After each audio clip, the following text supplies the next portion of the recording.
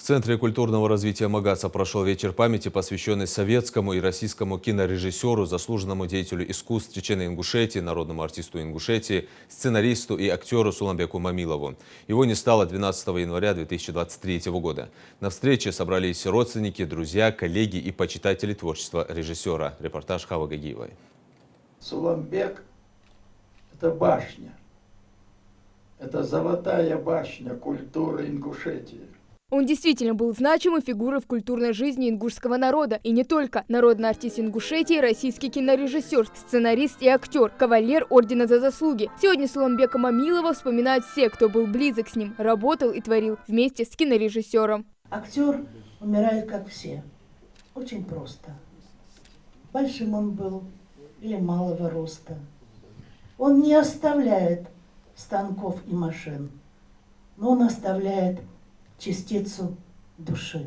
Этот вечер открывает ряд мероприятий, которые проходят в рамках юбилейного кинофестиваля «Золотая башня». Организаторы отмечают, Суланбек Мамилов внес неоценимый вклад в развитие культуры республики.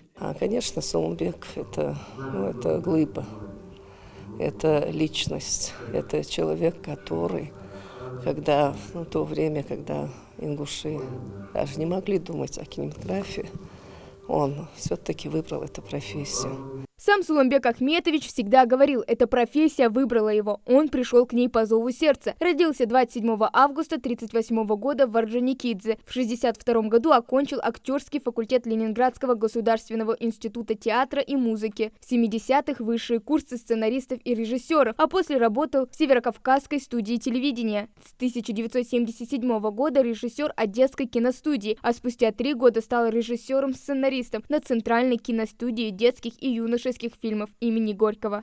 О Суланбеке должна быть написана мощнейшая монография.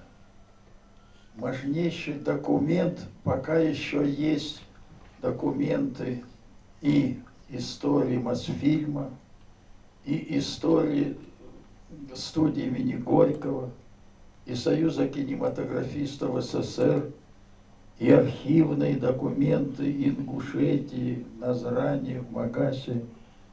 Должна быть написана история. Такими интересными историями делятся все, кто хоть как-то пересекался с его творчеством. Вспоминая мастера, Тамара Индиева признается, что многим в своей жизни обязана Суланбеку Мамилову. Именно он уговорил ее отца отпустить девочку учиться в театральной. Стояла и плакала там где-то в фойе, и Суланбек подошел и сказал: послушай, вот чего ты плачешь, вот скажи мне. Вот.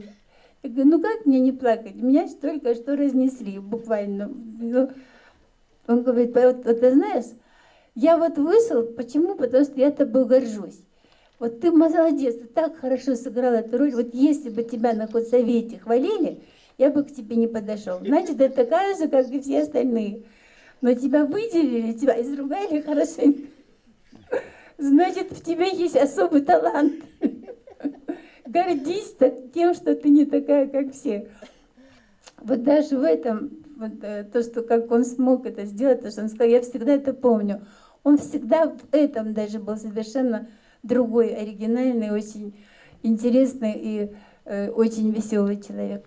Суланбек Мамилов срежиссировал 11 фильмов, среди которых «Ночевала тучка золотая», «Убийство на Ждановской», «Особо опасные» и другие. Чаще всего вместе с ним на съемочной площадке бывал его младший сын Муса. По стопам отца не пошел, но всегда гордился им и запомнил его как настоящего патриота своей маленькой родины. Всегда говорил, что самое главное, не забывай, кто ты есть, откуда ты родом.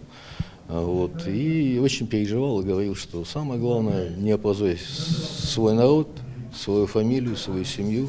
Вот. И если ты будешь жить по этому принципу, да, как бы, помнить о своей истории, о вере, то тогда, говорит, у тебя всю жизнь будет хорошо, замечательно. Суланбек Мамилов не только снимал кино, но и играл в нем. Самой известной его работой стал фильм «Белла», снятый по роману Михаила Лермонтова «Герой нашего времени». В киноленте он исполнил роль Казбича.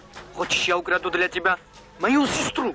Это яркий человек, это тот человек, которому мы должны быть всегда и благодарны. И я думаю, что эта память, она будет жить и в наших сердцах, пока мы есть, и передастся вот тем молодым людям, которые сидят на задних площадках из наших воспоминаний и кинофильмов. Его не стало в прошлом году 12 января, на 85-м году жизни. Главной мечтой Суланбека Мамилова было отснять одноименный фильм по роману Идриса Базоркина «Из тьмы веков», но она так и осталась несбыточной. Таким он был, Суланбек Ахметович, веселый, яркий, многогранным. Таким и останется навечно в памяти живых сердец. Хава Гагиева, Маулud Гилей Ахильков, Магаз, 24.